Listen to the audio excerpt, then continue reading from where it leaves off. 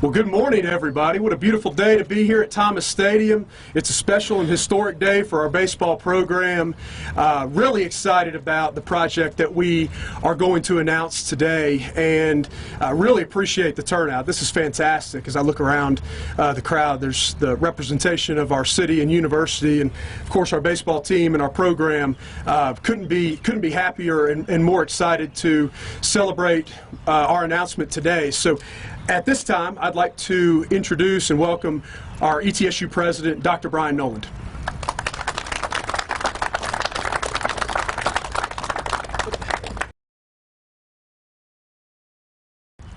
I want to set this morning's comments within a little bit of history, and I'd like to come back with you on a journey to the year of 2012. For many of our student athletes, they may have been in middle school in 2012. But in 2012, I had the opportunity to be on this site, to stand right about where home plate is with Gerald and Sandy Thomas, and to have Gerald outline for me his long-term vision for this facility. And this is an institution that traces its history back to people, and how people, through their vision, through their investment and their time, help not only change horizons, but to change the course of history at an institution. And as we were talking through that day and looking at a stadium that was literally coming up and out of the ground, what Mr. Thomas and others walked me through was their long-term vision for this facility. A long-term vision that now, 10 years later, is one step closer to becoming a reality. A facility that in a comprehensive way impacts our student athletes across all spectrums of competition. Because for the past decade, we've been winning games on this field, and today's first day finally feels like baseball season, or at least to me. And I'm a struggling Orioles fan, so our season's already over. But the weather today is a beautiful day to host this celebration. But as we look at the things that have happened over the past year, there have been pieces that our team and that Coach Panucci needs to be competitive that have been missing. Today we bring those pieces to the table. So I want to thank a number of individuals who have made this possible, who are represented here today. But I think I saw Peter Raber here earlier ago. Your father played a critical role in not only this program, but in other programs across the institution. And today we take a moment to remember those who may no longer be with us in person, but are with us in spirit, because their spirit and vision continues to carry forward as we raise the sights and raise the horizon, not only for this generation of student athletes, but for a generation of student athletes to come. And an individual in our community who has played a critical role in this area is the individual that I'm getting ready to welcome to the podium. But it seems like just yesterday for me that I was here right around home plate talking about this program, this facility, and the future. And those conversations were impactful because they led us to today. But another thing that led us to today was the vision, inspiration, and support of an individual that Wade Farmer is going to talk a little bit about. So it's my pleasure to welcome to the podium Mr. Wade Farmer.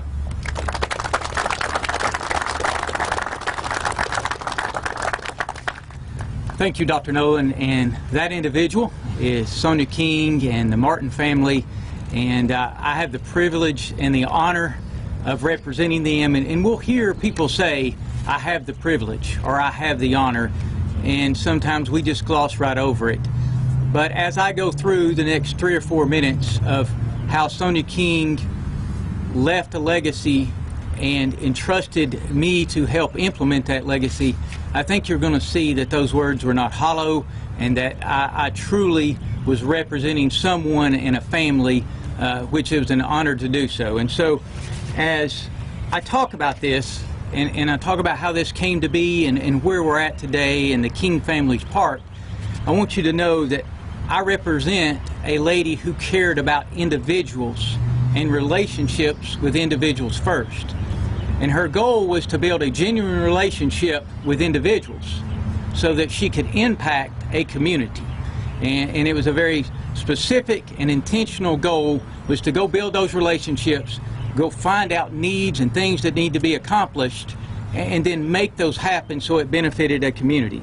And so as she went about that, she cared in particular about ETSU and arts in the town of Jonesboro, and then her passion for that increased the younger the population or the community, like our baseball team, that she impacted. The younger they were, the more she cared about making a difference, the more she cared about stepping into the gap. And what she did the last few years before her death was teach me about giving 101. And she would take me out as she had cancer and she was battling that, and for a couple of years we would go out and we would go to places that she was even interviewing to see if she could make a difference, or they wanted her to come there. And in the parking lot, she would tell me what she wanted to accomplish in that interview. We'd come out of it, she'd ask me, what did you see? What did you think? And what I came to learn was it was on-the-job training for what she saw ahead as she was battling cancer.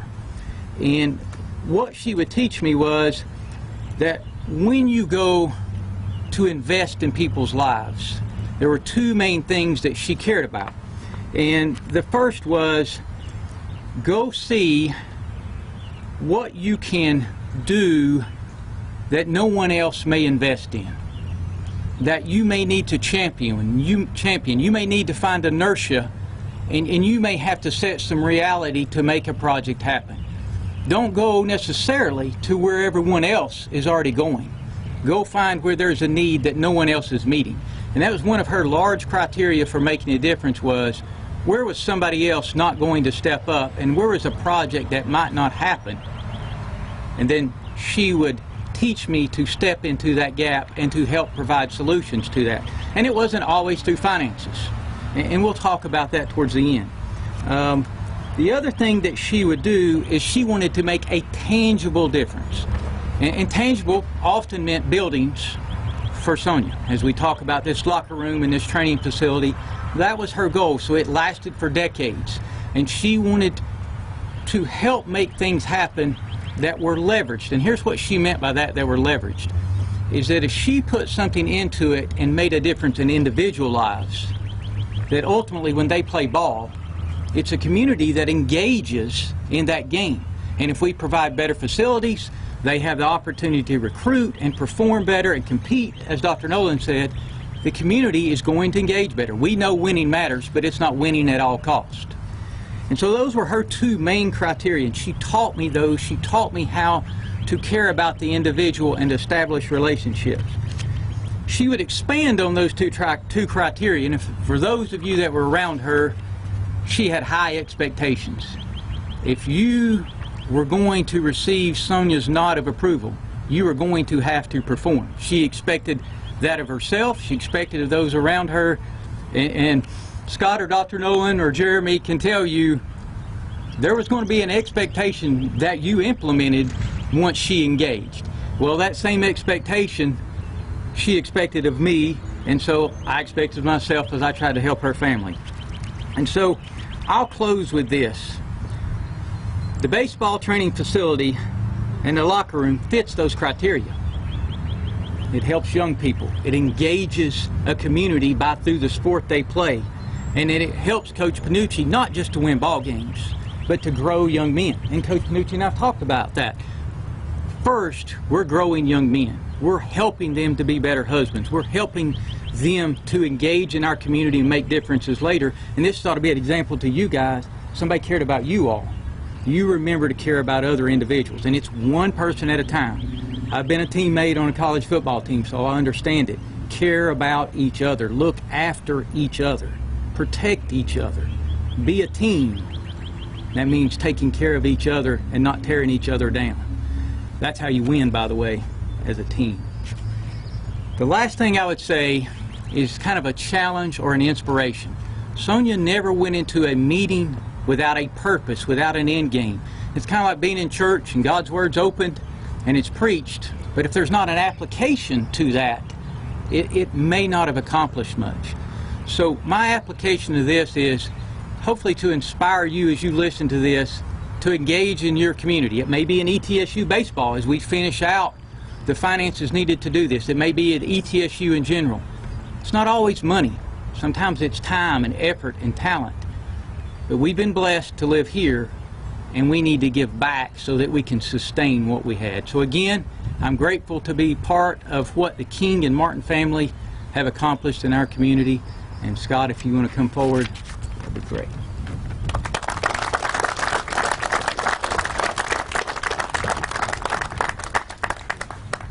Wade, thank you very much. We stand here with something that was 10 years in the making, and with great confidence and pride, Wade, I'm going to tell you we're going to make Mrs. King very proud.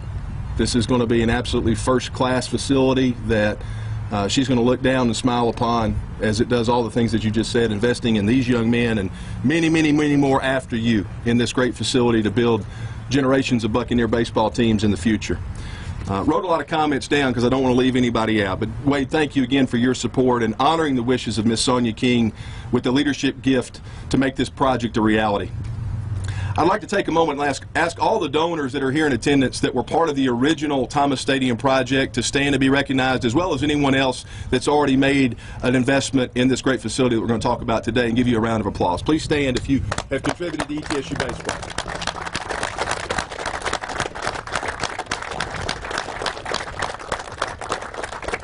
Thank you very much. And for a moment, I'd really like to thank the Thomas family.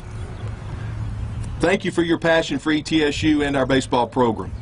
Thank you for being part of the genesis of this facility over a decade ago, and for your support in completing the vision of this stadium that bears your family's name.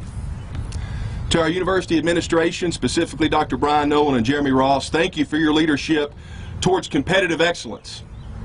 To our architects from Clark Nexon, the ETSU Facilities Department, Seth Thomas, who leads our athletic facilities, and the ETSU Foundation, thank you for all of your efforts in making today possible. Now I'd like to take a moment to recognize two very special ETSU baseball alumni who are in attendance today. Dr. Matt McGahee, our Deputy Athletic Director, and Mr. Raymond McBride, who's our contractor for this project and owner of Tricon Builders. It is incredibly unique and special to have the lead fundraiser and contractor of a project personally connected to a project like this. They're ETSU baseball Buccaneers. And I'm going to tell you, for all of us, particularly for them, this is not work. It's a labor of love for ETSU baseball. Well, now let's talk about our facility. I'm pretty short here. I had to move the microphone. It's going to be tall. I've got a bunch of notes here, but I may get a little animated because I'm excited. It's going to be almost 8,000 square feet, 7,868 square feet. One story that will come out of our bluff, connecting to our concourse up top, and moving this direction toward our bullpen and current batting cages. It'll provide infrastructure that we've never before had on this site. There'll be a rooftop terrace with enhanced fan experience amenities, 3 indoor batting cages that can be converted to pitching mounds that are 15 feet by 70 feet inside, with retractable netting so that it can be customized day to day to what Coach Panucci and his staff want to do that particular day for training. A 925 square foot locker room equipped with 40 30-inch wide lockers with seats and space for lounge seating. Showers and restroom facilities, coaches' offices with conference space, umpire and sports medicine areas. I'm very proud to say today that ETSU Athletics has secured $2.15 million in written gift pledges towards our total goal of $2.75 million. Now, I'm not a math major, but we're only $600,000 away from having the finest facility in Southern Conference baseball. Now, I know Matt McGahee would be honored today to work with you on helping us get there. So I ask everyone to understand, we're going to get started with construction just as soon as possible. Today is a ceremonial groundbreaking, which we'll do in just a moment. But we have resources to get this project started. But to make it absolutely first class, we do have about $600,000 more to raise. But this is very, very special to announce this, to be excited about this. Guys, people love you. People behind you. People support you. They have for decades. And it's personified by everybody here today. It's closing in on 94 degrees later, and I know you got to play in it tonight on that hot turf. And go get the Citadel, by the way. Let's get them tonight, okay? I do want to take a moment and let you all know that our program will conclude today with comments by our head coach, Joe Panucci, and our Buccaneer players, David Beam, a senior from Knoxville, Tennessee, and Tommy Barth, a freshman from Brecksville, Ohio. To our baseball team, this facility is for you. And it's happening because your university and the people that support all of us believe in the leader of ETSU baseball, head coach Joe Panucci. It's my honor to welcome him to the podium now. Help me welcome the head coach of the Buccaneers.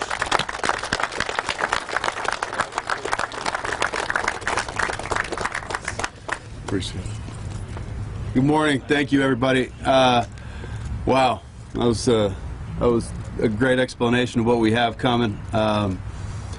From the bottom of my heart, I can only say thank you to everybody that has had any kind of influence on this. And it starts with Dr. Nolan. I mean, by far the best president in the country, and that's not because you signed my check.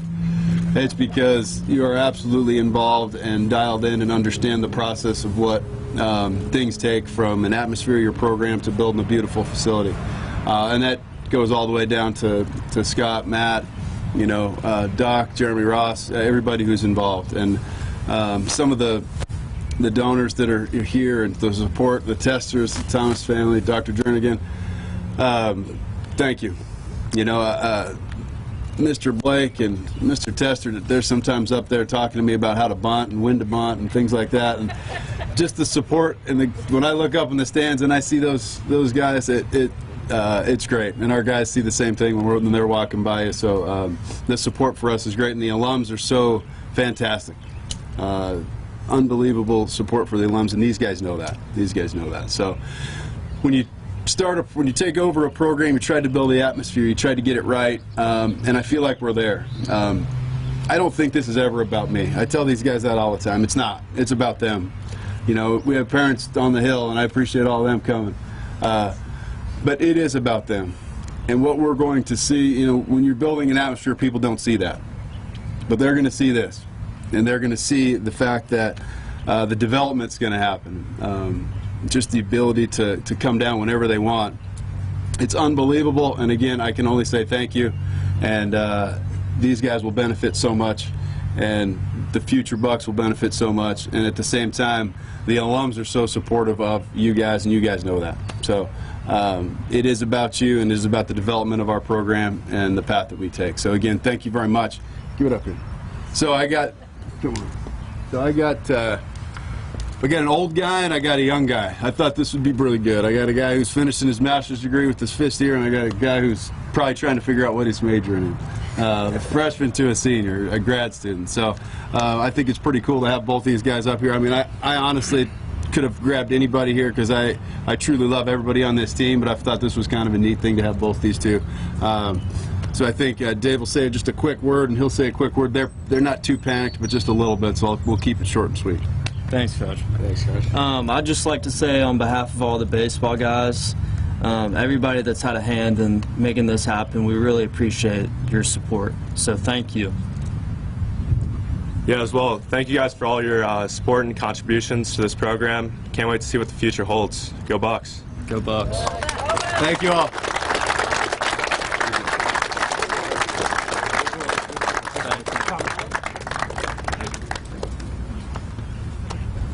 All right. Well, thank you again for everybody being here. It's time to have a little bit of fun. I'd like to invite a few folks forward to help us turn a little dirt and put the shovels in the grounds for the very first time today.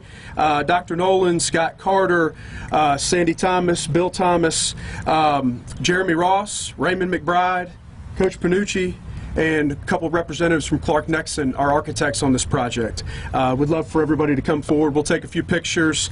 As we wrap that up, we can do some media interviews and follow up. I also would encourage people to take a look at some of the images that are back on the table and on the easel, so you've got a greater appreciation of what this facility will look like in its rendering. You'll see both an exterior and an interior rendering for the space allocation. Like Scott mentioned, we do have a little bit of fundraising still left to accomplish, and I would encourage everybody to join us and participate in that because it takes a team to make this happen. And we've got a great team here and a great team and family that are here today. But you know, I'm looking into the camera and I'm talking to our alums that are across the country and people who believe in this program. We need you, okay, guys? So let's step up and let's finish this thing.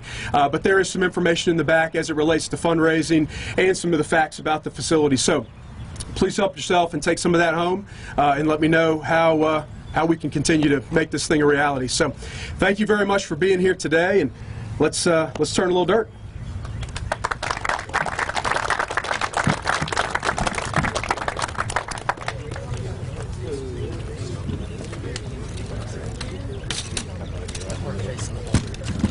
Yes, they'll face this way. Yes, that'll be the background. Yeah. Make sure no one gets hurt. Yeah.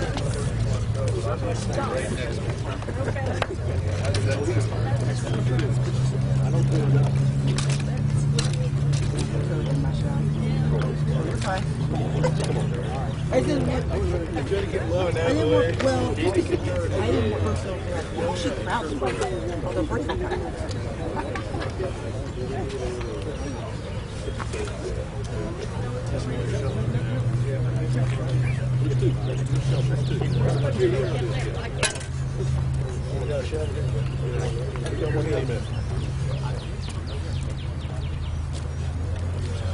We got another one. I got room down here if you guys have it. Okay.